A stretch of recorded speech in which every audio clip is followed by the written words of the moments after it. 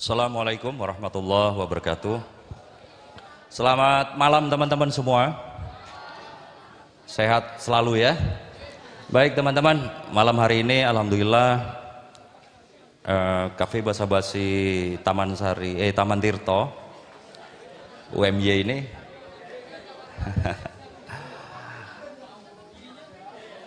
dapat anugerah berupa kehadiran guru saya, orang tua saya, Pak Joko Pinurbo. Aplaus meriah buat beliau.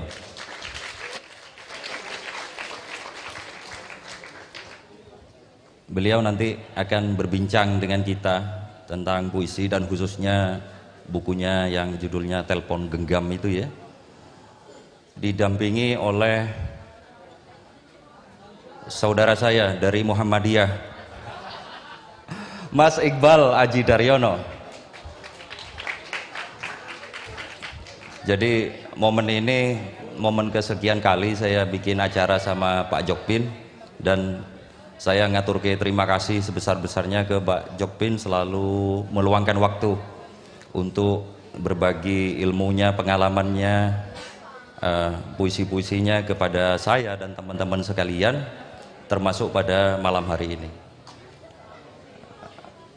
Kemudian ini adalah momen yang pertama kali untuk sosok mega seleb yang kita kenal Mas Iqbal ini berbicara tentang puisi.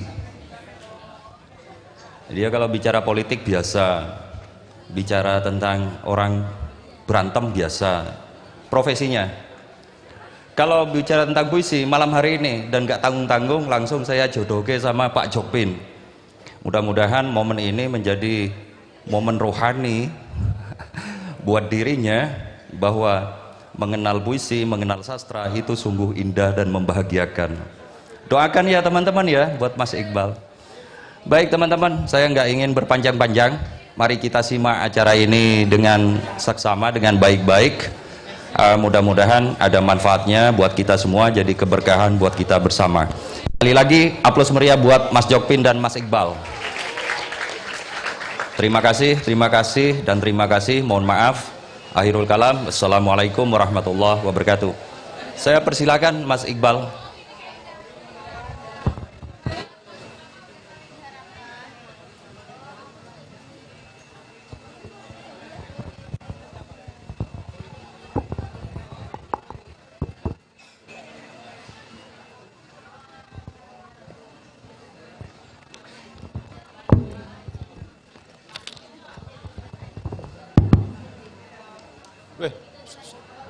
Mubazir itu loh, wah senengannya.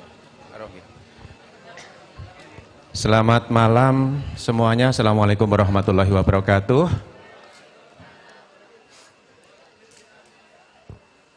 Wah, harus ditetel ya. Oke, biar lepas dari kepentingan-kepentingan pemodal. Padahal beliaunya sendiri pemodal gitu ya. Orang bayar soalnya.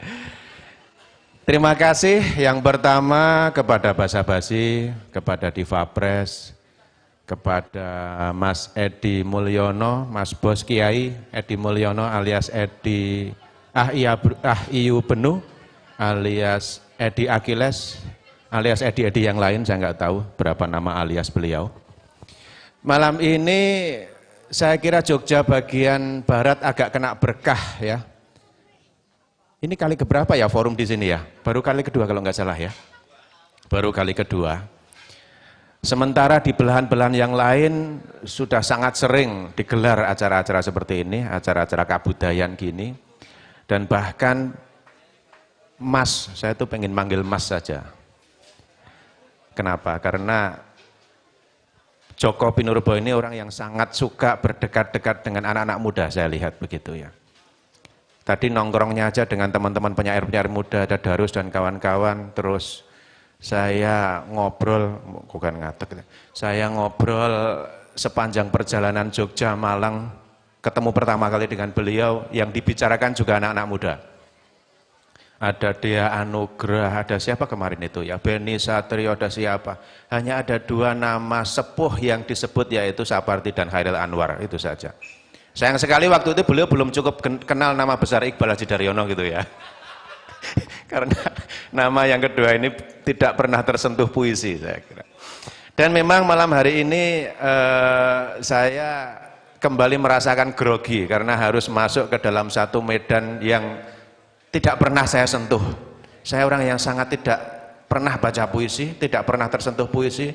Mungkin karena hidup saya sendiri sudah sangat puitis ya, jadi saya agak menjaga jarak dari puisi. Oke, harus mulai dari mana ini ya?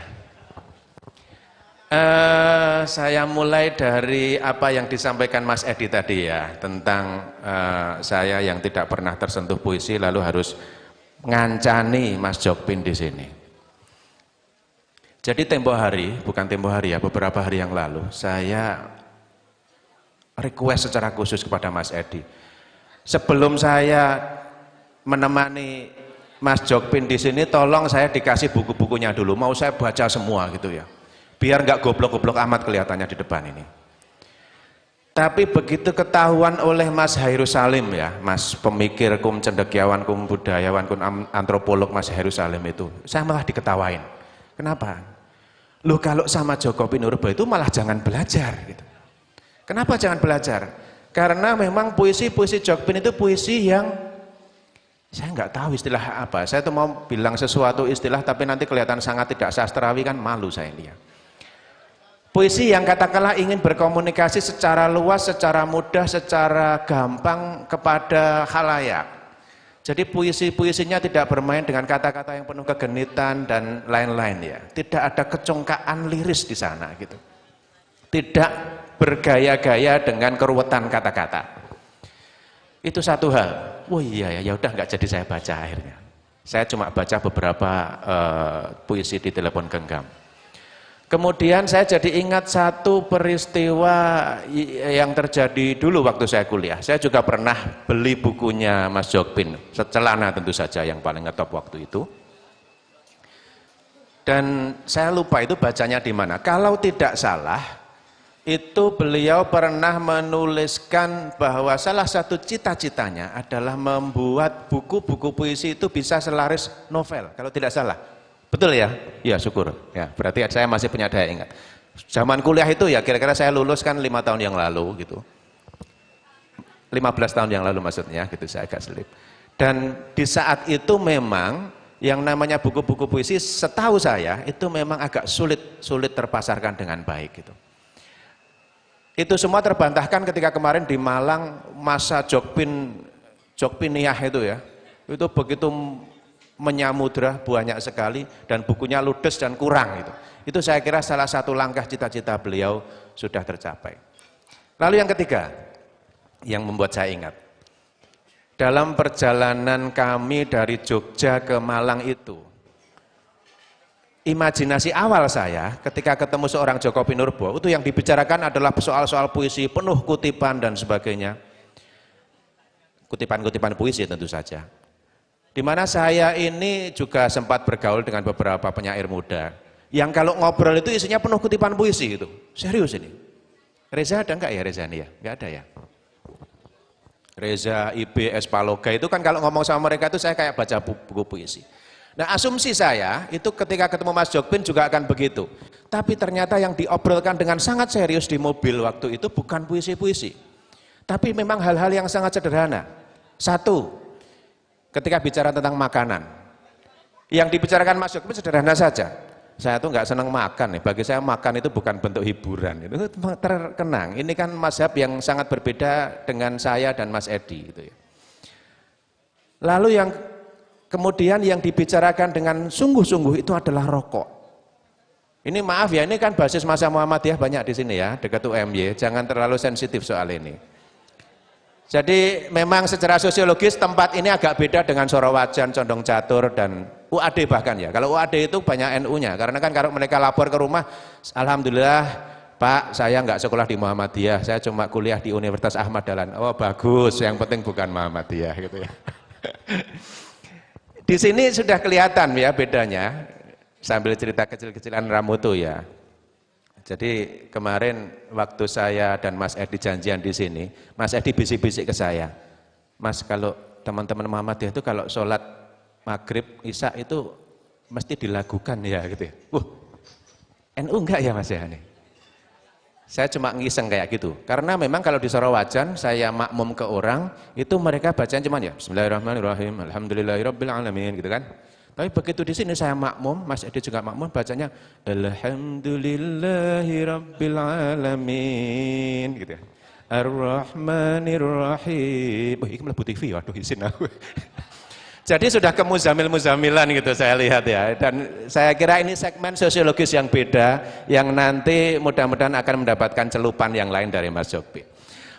Sebentar, saya sambung setelah rokok tadi ya. Lalu yang kedua yang dibicarakan oleh Mas Jokpin dengan sangat serius itu, ini mohon maaf, ini nyebut merek ya, yaitu T bintang la angin itu ya.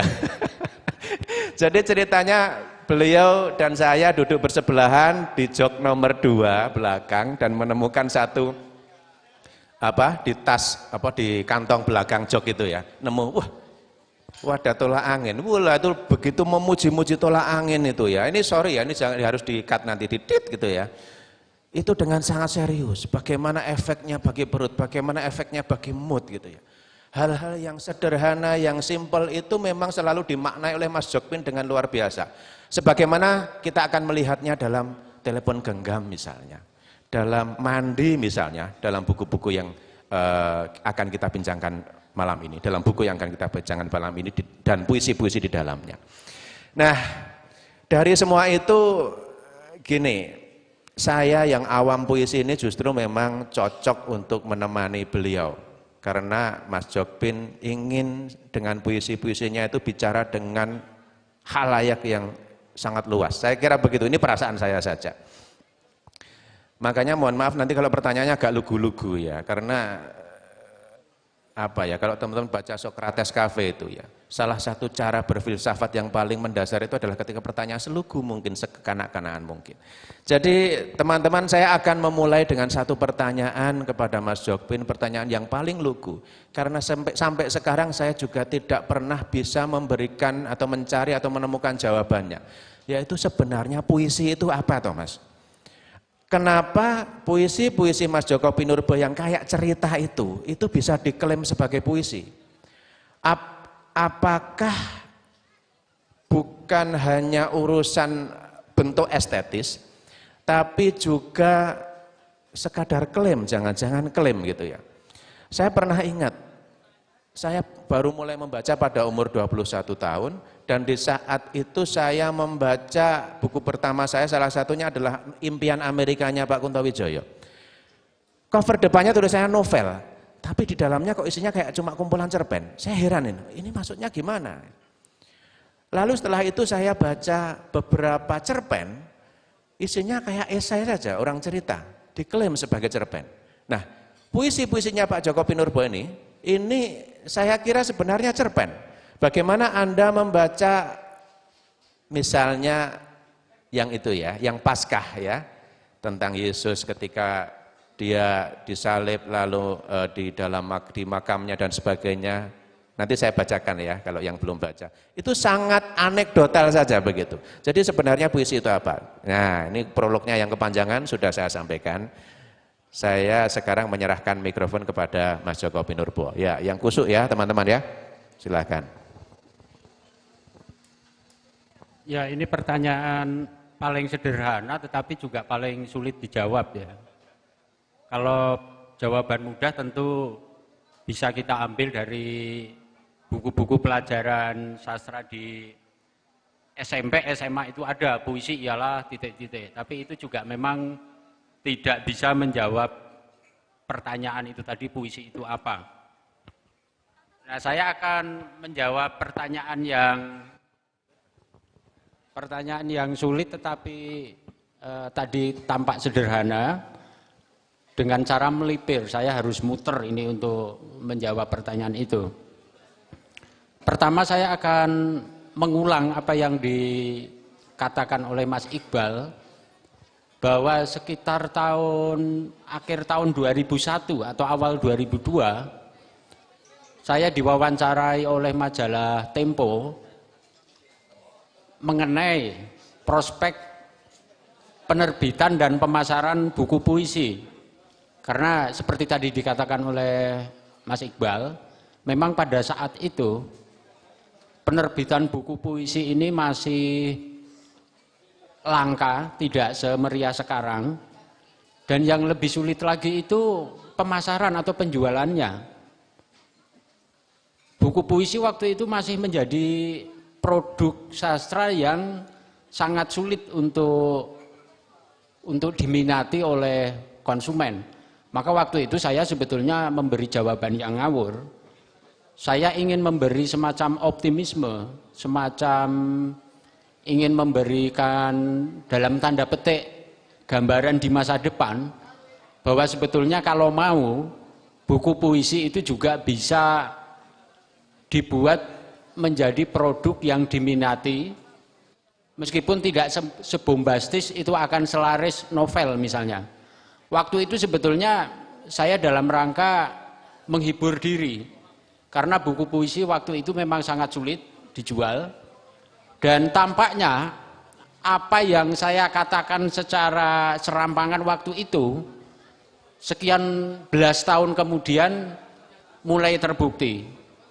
Artinya beberapa tahun terakhir ini sudah menjadi hal yang tidak asing lagi bahwa ada buku puisi yang ternyata juga diminati, bahkan bisa beberapa kali cetak ulang.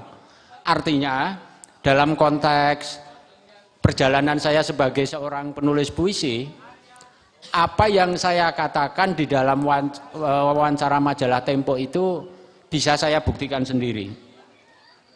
Ternyata buku puisi juga bisa menjadi produk sastra yang diminati. Kebetulan saja dalam beberapa tahun terakhir ini saya mengalami buku puisi saya dicetak ulang berkali-kali, sehingga saya bisa merasakan apa yang dimaksud dengan royalti itu. Nah, sebelumnya kata royalti itu ya betul-betul hanya sebuah istilah yang wujud nyatanya itu tidak pernah dirasakan oleh penyair. Sekarang saya percaya ternyata royalti itu ada, gitu loh. Nah, tetapi untuk sampai pada tahap seperti itu, untuk sampai pada tahap di mana buku puisi saya bisa dicetak ulang berkali-kali misalnya, itu memang tidak mudah. Saya sendiri melakukan eksperimen terhadap karya saya sendiri, terhadap diri saya sendiri. Saya waktu itu berpikir begini, bisa enggak penyair itu beradaptasi dengan perkembangan zaman? Maksud saya begini, para pembaca buku sastra sekarang ini kan kebanyakan anak-anak dari generasi milenial. Apa mungkin saya menulis puisi dengan gaya Amir Hamzah dan Chairil Anwar itu bisa diminati oleh para pembaca masa kini? Waktu itu saya berpikir begitu. Saya berpikir bahwa selera pembaca terhadap cita rasa bahasa mungkin juga bisa berkembang. Nah, oleh karena itu saya melakukan serangkaian eksperimen, bukan hanya secara tematis, tetapi juga secara gaya atau bentuk pengucapan. Artinya itu dengan sadar saya lakukan, karena kalau saya bandingkan puisi-puisi saya sebelum buku Celana itu terbit, dengan puisi-puisi saya setelah Celana itu akan sangat sangat besar perbedaannya. Kalau dibandingkan puisi-puisi saya yang lama dengan puisi-puisi saya yang tulis sejak Celana. Nah, di situ saya menyadari bahwa pertama-tama si penyairnya sendiri harus mengubah persepsi tentang bahasa puisi itu sendiri. Nah, oleh karena itu saya menganggap setelah melalui semacam pengamatan, saya merasa kok orang Indonesia itu sangat suka dengan bentuk sastra yang naratif, yang cerita. Oleh karena itu, bentuk puisi yang naratif inilah yang saya ambil dan saya kembangkan. Jadi puisi saya mungkin sejak Celana sampai sekarang itu lebih banyak bercerita.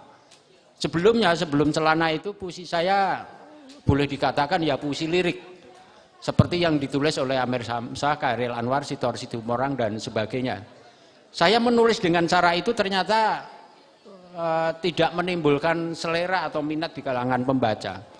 Nah, setelah saya menulis puisi model Celana sampai sekarang, saya merasa bahwa bentuk naratif ini ternyata termasuk bentuk yang paling disukai oleh pembaca Indonesia atau masyarakat Indonesia.